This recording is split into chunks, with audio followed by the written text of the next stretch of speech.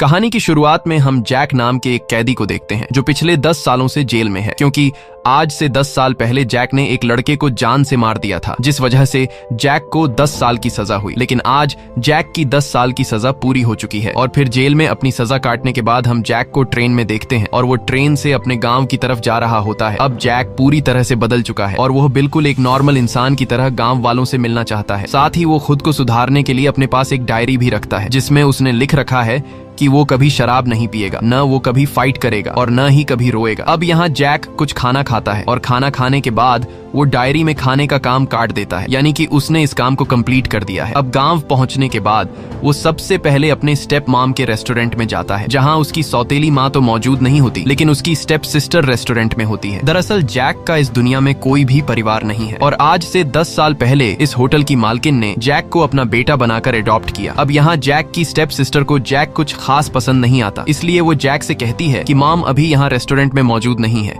इसलिए अब तुम यहाँ से चले जाओ और शाम को मॉम से मिलने आ जाना। अब जैक को अपनी स्टेप मॉम के रेस्टोरेंट में जगह न मिलने पर वो पब्लिक बाथ टब में नहाने के लिए जाता है, जहाँ पिछले 10 सालों से जेल में रहने की वजह से जैक एडवांस टेक्नोलॉजी के लॉक को खोल नहीं पाता। तब यहाँ का इंचार्ज जैक पर गुस्सा हो जाता है और इंचार्ज जैक की शराफत का फायदा उठाते हुए उसे उल्टा सीधा बोलने लगता है। लेकिन जैसे ही जैक नहाने के लिए अपने कपड़े उतारता है तो वो इंचार्ज जैक के बॉडी पर टैटूज को देखते हुए उसकी आंखें खुली की खुली रह जाती हैं और उसकी सारी हेकड़ी निकल जाती है, क्योंकि ये टैटू एक गैंगस्टर की निशानी है। वहीं अगले सीन में हम देखते हैं कि सड़क के बीचों बीच कुछ लोग एक लड़के को बुरी तरह से मार रहे हैं और वहीं पास में पुलिस भी खड़ी होती है और पुलिस उस लड़के की मदद करने के बजाय दूर से यह सब तमाशा देख रही होती है, क्योंकि वो गुंडे शहर के सबसे बड़े गैंगस्टर कजामा के लिए काम करते थे, इसलिए पुलिस कजामा के डर से उन गुंडों को कुछ नहीं कहती। वहीं हम चुलबुल नाम के गैंगस्टर को देखते हैं जो कुछ शरीफ लड़कों को लाइन से खड़ा करके परेशान कर रहा होता है, पर तभी वहाँ पर जैक आता है और जैक के सिंपल लुक को देखते हुए ऐसा लग रहा था कि इससे तो कोई बच्चा भी नहीं डर पाएगा। लेकिन जैक को देखकर चुलबुल बिल्कुल शांत खड़ा हो जाता है, क्योंकि चुलबुल जैक को पहचान लेता है और उसे पता है कि जैक कितना खतरनाक आदमी है। और यहाँ चुलबुल नाम के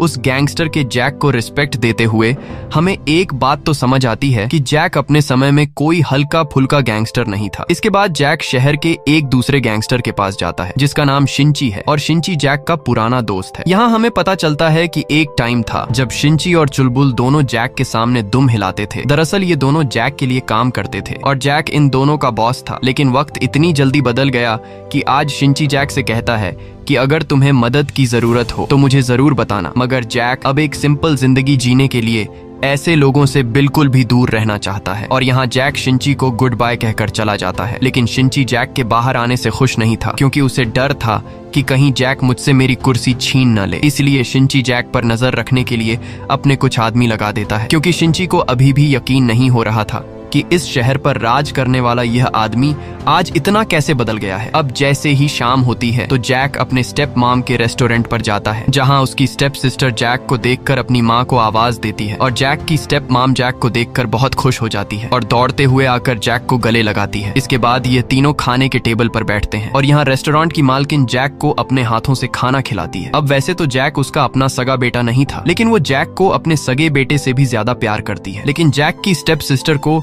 जैक कुछ खास पसंद नहीं आता, इसलिए खाना खाने के बाद जैक की सिस्टर जैक से कहती है कि भले ही मेरी माँ तुम्हें अपना बेटा मानती हो, लेकिन ये बात याद रखना कि मैं उनकी बायोलॉजिकल बेटी हूँ, इसलिए अगर तुम्हें इस घर में रहना है तो तुम्हें मेरी बात माननी होगी। और फिर वो जैक को अपने रूल समझाने लगती है कि मैं बर्तन साफ करूंगी और तुम झाड़ू लगाओगे, मैं पढ़ाई करूंगी तो तुम पोछा मारोगे। अब यहाँ जैक को उसकी शर्तें पसंद तो नहीं आई, लेकिन फिर वो एक डरपोक लड़के की तरह सिर हिलाकर उसकी बात मान गया। अब जैक जब रात को सोने जाता है तो वो मन ही मन फिर से अपने साथ वादा करता है कि वो कभी शराब नहीं पिएगा, कभी लड़ाई नहीं करेगा और न ही कभी रोएगा। वहीं अगले सीन में हम शहर के बीचों बीच कजामा नाम के पॉलिटिशियन को देखते हैं जो इस शहर का मेयर बन चुका है और यहाँ वो लोगों से वादा करता है कि मैं शहर के हर एक काम को ईमानदारी से करूंगा और लोग भी कजामा पर भरोसा करके उसके लिए नारेबाजी करने लगते हैं। लेकिन पॉलिटिशियन जैसे ही गाड़ी में बैठता है तो वो अपने हाथ को टिश्यू से साफ करने लगता है, क्योंकि ये हाथ उसने लोगों के साथ मिलाया था। और यहाँ हमें पता चलता है कि यह पॉलिटिशियन बहुत ही घटिया इंसान है जो लोगों के बीच खुद को एक ईमानदार आदमी बनकर दिखाता है, लेकिन असल में उसे गरीब लोगों से नफरत है और बस सिर्फ अपने फायदे के लिए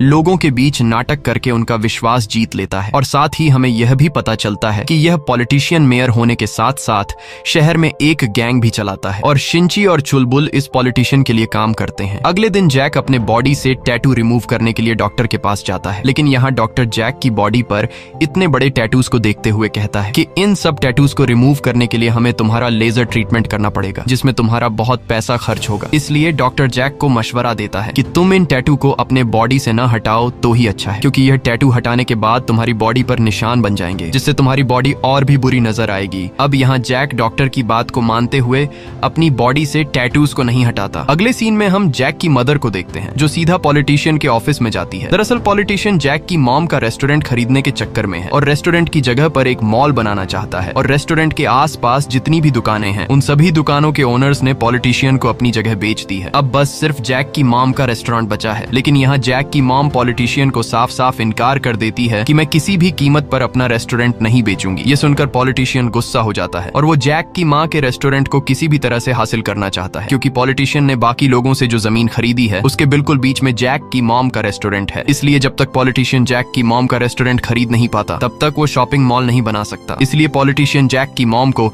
उसकी जमीन का डबल कीमत देने का ऑफर करता है, लेकिन जैक की मॉम इनकार करके वहां से चली जाती है। वहीं रात को जैक छत पर सिगरेट फूंक रहा होता है, तभी उसकी बहन वहां आती है और जैक अपनी बहन को देखते ही सिगरेट छिपा लेता है, लेकिन उसकी बहन को पहले से पता था कि जैक सिगरेट पी रहा है, इसलिए वो जैक से कहती है कि जो काम तुम कर रहे थे उसे जारी रखो। अब यहाँ जैक फिर से सिगरेट पीने लगता है। तब उसकी बहन उससे कहती है कि मुझे सिगरेट की स्मेल पसंद नहीं है। ये सुनकर जैक सिगरेट फेंक देता है और शराब की तरह सिगरेट को भी अपनी डायरी में काट कर हमेशा के लिए छोड़ देता है। अगले दिन जैक एक कार गैराज में काम पर लग जाता है और वो पूरी मेहनत और ईमानदारी के साथ पैसे कमाने का फैसला करता है। और तभी वहाँ पर 2 पुलिस भी आ जाते हैं और यहाँ एक पुलिस जैक को कार गैराज में काम करते हुए देखकर हैरान रह जाता है और अपने साथी से कहता है कि मुझे तो यकीन नहीं आ रहा कि जैक इतना ज्यादा बदल गया है। अब यहाँ वो पुलिस वाला अपने साथी को जैक की पुरानी जिंदगी के बारे में बताते हुए कहता है कि यह वही जैक है जिससे कभी शिंची और चुलबुल दोनों डरा करते थे और हर वक्त जैक के पीछे कुत्ते की तरह दुम हिलाकर भागा करते थे और जैक को अपना बॉस मानते थे, क्योंकि जैक बहुत ही खतरनाक फाइटर था। पूरा शहर जैक से डरता था और जैक पूरे शहर में फेमस हो गया था। अब यहाँ वो पुलिस जैक के बारे में और बताते हुए कहता है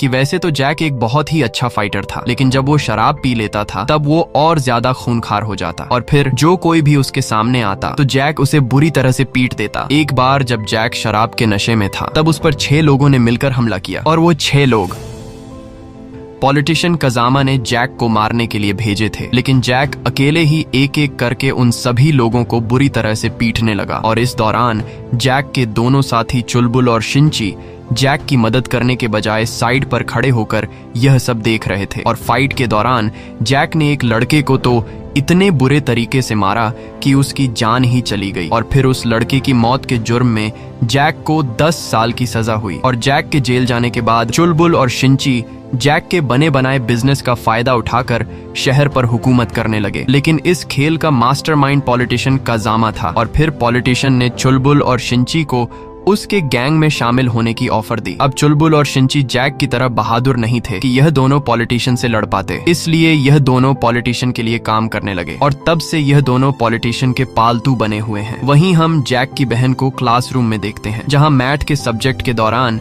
जैक की बहन को चक्कर आने लगते हैं, क्योंकि वो मैथ में बहुत ही ज्यादा कमजोर थी। और क्लास की छुट्टी होने के बाद जैक की बहन अपनी टीचर से कहती है कि क्या मैथ पढ़ना जरूरी है। ये सुनकर टीचर मुस्कुराती है। वहीं जैक स्कूल से अपनी बहन को लेने के लिए आया होता है और तभी टीचर की नजर जैक पर पड़ती है, जिसे देखकर वो पूरी तरह से शॉक हो जाती है। दरअसल जैक के जेल में जाने से पहले जैक और टीचर एक दूसरे के साथ रिलेशनशिप में थे और यह दोनों ही एक दूसरे से बहुत प्यार करते थे। और अब 10 साल बाद जैक को देखते ही टीचर पहचान लेती है, जिसके बाद यह दोनों एक पार्क में आकर बैठते हैं और यहाँ यह दोनों अपने पुराने दिनों को याद करते हैं। जैक यह देखकर बहुत खुश था कि उसकी गर्लफ्रेंड एक टीचर बन गई है। यहाँ हमें यह भी पता चलता है कि टीचर जैक से जेल में भी मिलने आई थी, लेकिन जैक ने टीचर से जेल में मिलने से इनकार कर दिया था, क्योंकि जैक नहीं चाहता था कि टीचर पूरी जिंदगी उसका इंतजार करती रहे, बल्कि वो चाहता था कि टीचर उसे भूलकर एक अच्छी जिंदगी की शुरुआत करे। अगले दिन जैक जब अपनी बहन को स्कूल से वापस घर लेकर आ रहा होता है, तब यह दोनों एक मोबाइल की दुकान पर रुकते हैं और यहाँ जैक की बहन को एक मोबाइल पसंद आ जाता है, लेकिन पैसे ना होने की वजह से वो मोबाइल को खरीद नहीं सकती थी। तभी वहाँ जैक की बहन का लवर पास में से गुजरते हुए इन दोनों को देख लेता है और इन दोनों को एक साथ देखकर वो काफी गुस्सा हो जाता है। अब जब ये दोनों पास के स्टॉल से कुछ खा रहे होते हैं तभी लवर भैया आकर जैक को लात मारकर नीचे गिरा देता है। दरअसल ये लड़का जैक की बहन को पसंद करता है, लेकिन जैक की बहन को इस लड़के में कुछ खास इंटरेस्ट नहीं है। और यहाँ लवर भैया इसलिए गुस्सा होते हैं क्योंकि पिछले कई दिनों से वो जैक और उसकी बहन को एक साथ देख रहा है। उसे यह नहीं पता कि यह दोनों भाई बहन हैं, बल्कि उसे लग रहा है कि इन दोनों का चक्कर चल रहा है। इसलिए अब यहाँ लवर भैया पहले तो खुद जैक को पीटता है, और जब लवर भैया थक जाता है तो वो अपने आदमियों से जैक को पिटवाता है। लेकिन जैक उन्हें कुछ नहीं कहता और चुपचाप मार खाता रहता है, क्योंकि उसने न लड़ने की कसम खाई है। पर तभी मार खाते दौरान जैक की शर्ट फट जाती है और जैक की बॉडी के सारे टैटूज नजर आने लगते हैं। ये देखकर सभी लोग डर के मारे रुक जाते हैं और लवर भैया के भी गले में सांस अटक जाती है कि साला ये तो गलत आदमी से पंगा ले लिया। अब यहाँ जैक बिना इन लोगों को कुछ कहे चुपचाप अपनी बहन को लेकर घर की तरफ जाने लगता है, और घर आकर उसकी बहन जख्मों पर लगाने के लिए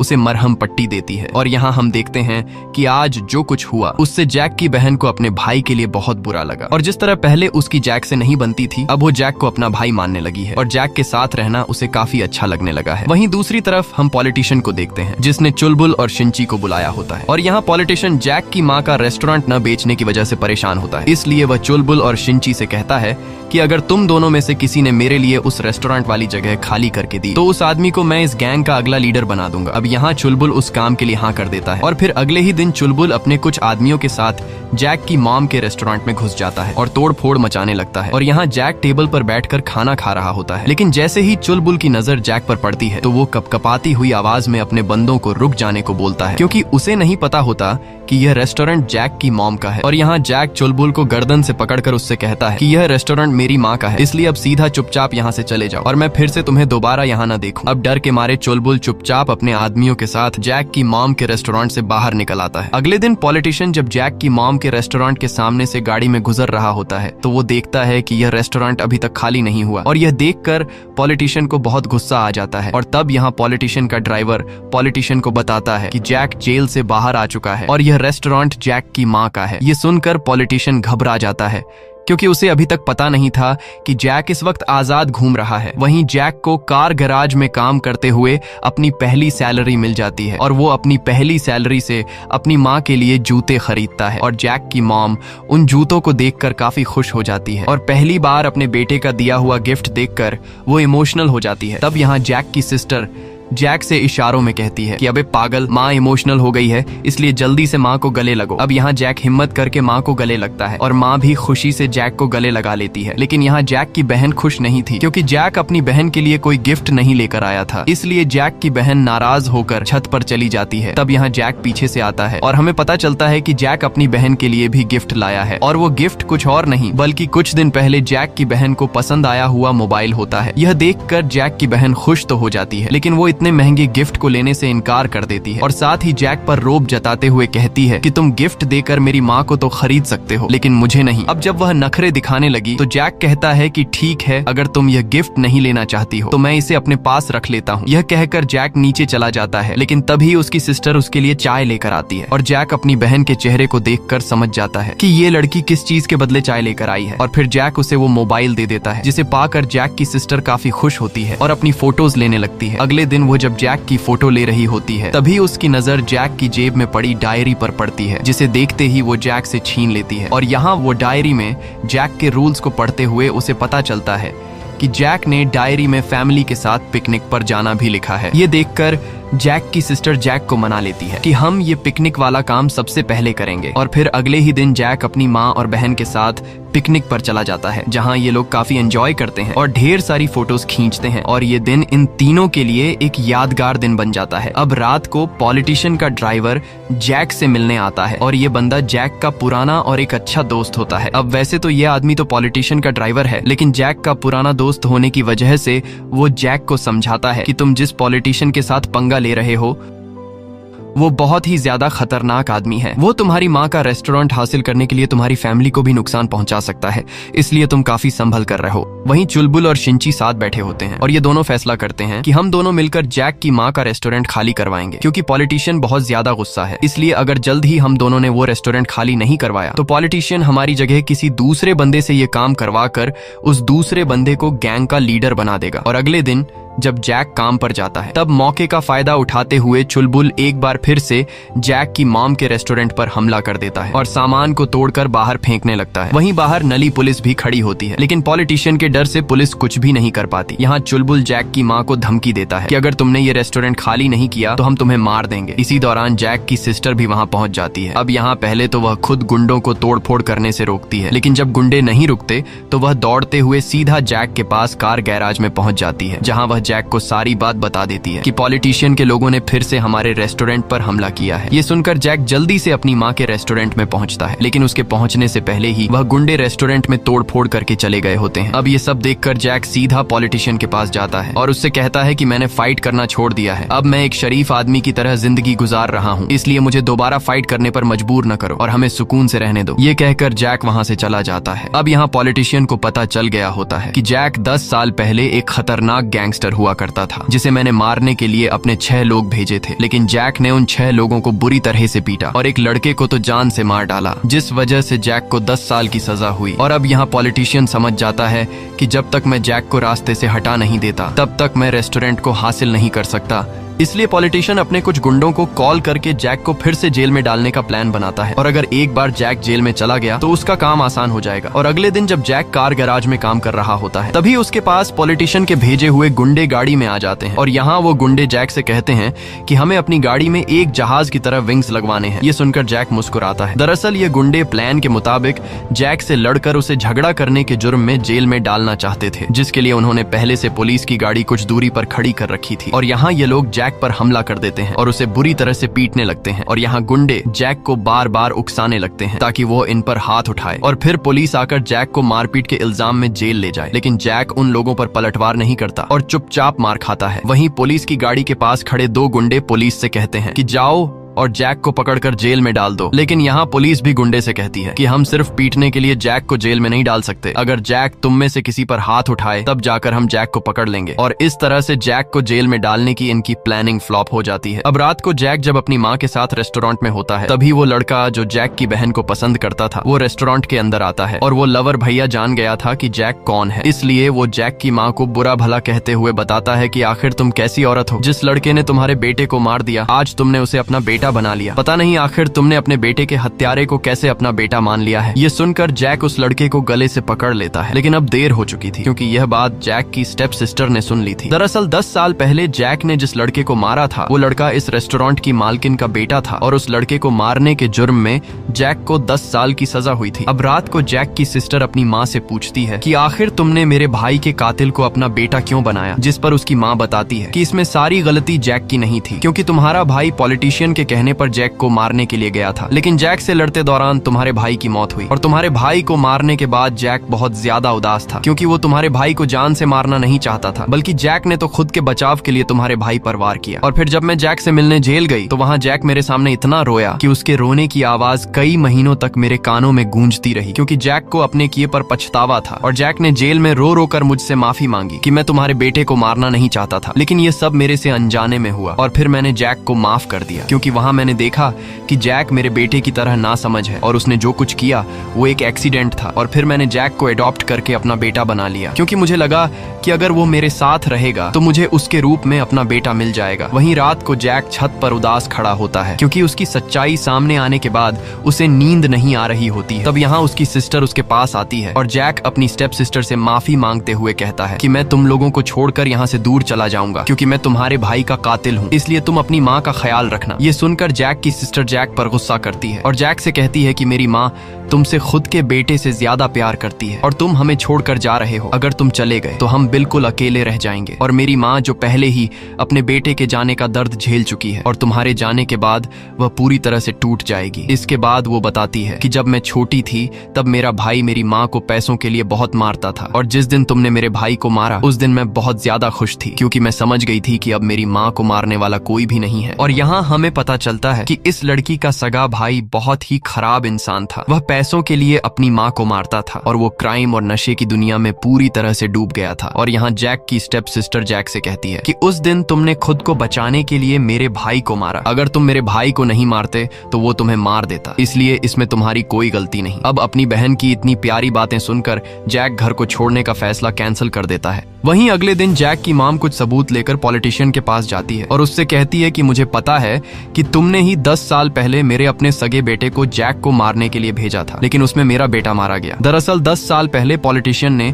जैक और रेस्टोरेंट की मालकिन के सगे बेटे को आमने सामने लाने का प्लान बनाया था, क्योंकि पॉलिटिशियन जैक की कुर्सी को छीनना चाहता था और पॉलिटिशियन को पता था कि अगर इन दोनों लड़कों में से कोई एक भी मारा जाए तो इसमें मेरा फायदा है, क्योंकि अगर फाइट में रेस्टोरेंट की मालकिन का सगा बेटा मारा जाता तो पुलिस जैक को पकड़कर मर्डर के केस में जेल में डाल देती, और अगर जैक मारा जाता तो पॉलिटिशियन का रास्ता वैसे ही साफ हो जाता। इसीलिए दोनों ही हालात में फायदा पॉलिटिशियन को मिलने वाला था। अब यहाँ रेस्टोरेंट की मालकिन पॉलिटिशियन को अपने मरे हुए सगे बेटे की डायरी दिखाते हुए कहती है कि इस डायरी में तुम्हारे सारे काले धंधे के सबूत हैं जो तुम मेरे सगे बेटे से करवाते थे, इसलिए अगर तुम मेरी फैमिली से दूर नहीं रहोगे तो मैं ये सारे सबूत पुलिस को दे दूंगी और फिर तुम्हारा पॉलिटिकल करियर बर्बाद होकर तुम जेल चले जाओगे। साथ ही वो पॉलिटिशियन से कहती है कि जैक ने मेरी वजह से फाइट ना करने की कसम खाई है और अगर मैंने उसे कसम तोड़ने के लिए कहा तो वो तुम्हारे साथ साथ तुम्हारी पूरी गैंग को खत्म कर देगा, इसलिए तुम्हारी भलाई इसमें है कि हमें परेशान मत करो। ये कहकर जैक की मॉम चली जाती है। अब यहाँ पॉलिटिशियन जैक की मॉम की धमकी से काफी गुस्सा हो जाता है और वो समझ जाता है कि ये लोग इतनी आसानी से मानने वाले नहीं है। इसलिए अगले दिन जब जैक की सिस्टर स्कूल से वापस घर आ रही होती है तभी लवर भैया,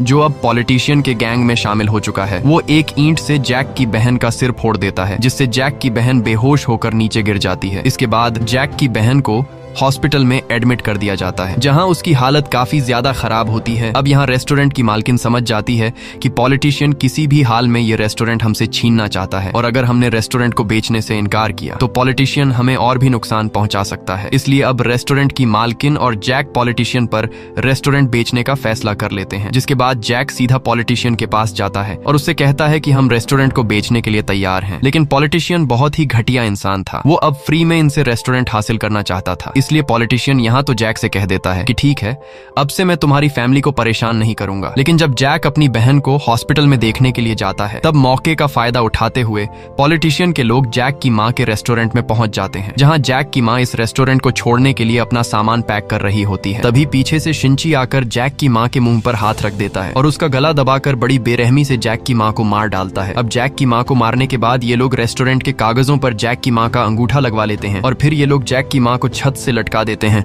ताकि लोगों को लगे कि जैक की माँ ने खुद ही अपनी जान ले ली है। अब जैक जब अपने घर आता है तो वो अपनी माँ को लटका हुआ देखकर उसके पैरों तले जमीन घिसक जाती है और वो अपनी माँ की डेड बॉडी पर जोर जोर से रोने लगता है। अब माँ के मर जाने के बाद जैक पूरी तरह से टूट जाता है और यहाँ जैक अपनी माँ के जूतों को देखकर बहुत ज्यादा इमोशनल हो जाता है, क्योंकि जैक की माँ ने कहा था कि इन नए जूतों को मैं किसी खास दिन पर पहनूंगी, पर वो खास दिन कभी नहीं आया। अब यहाँ जैक को लग रहा था कि मेरी माँ ने खुद ही अपनी जान ली है, लेकिन तभी जैक अपनी माँ के जूतों के पास शिंची के कान की बाली देख लेता है, जिसे देखकर जैक समझ जाता है कि मेरी माँ को पॉलिटिशियन के कहने पर शिंची ने मारा है। और अब जैक गुस्से से पागल हो जाता है, क्योंकि जिस औरत ने उसे क्राइम की दुनिया से रोककर एक अच्छा इंसान बनाया, वो औरत उन जालिमों के हाथों बेरहमी से मारी गई। और अब माँ के जाने के बाद जैक अपने सभी रूल्स तोड़ देता है और वो सबसे पहले ढेर सारी शराब पीता है, जिसके बाद वो सीधा पॉलिटिशियन के अड्डे पर पहुंचता है, जहां सभी लोग मिलकर पार्टी कर रहे होते हैं। लेकिन जैक को देखते ही सभी लोग एकदम रुक जाते हैं और यहाँ जैक कहता है कि मैं पिछले 10 सालों से खुद को बुरे कामों से रोक रहा हूँ। मैंने कसम खाई थी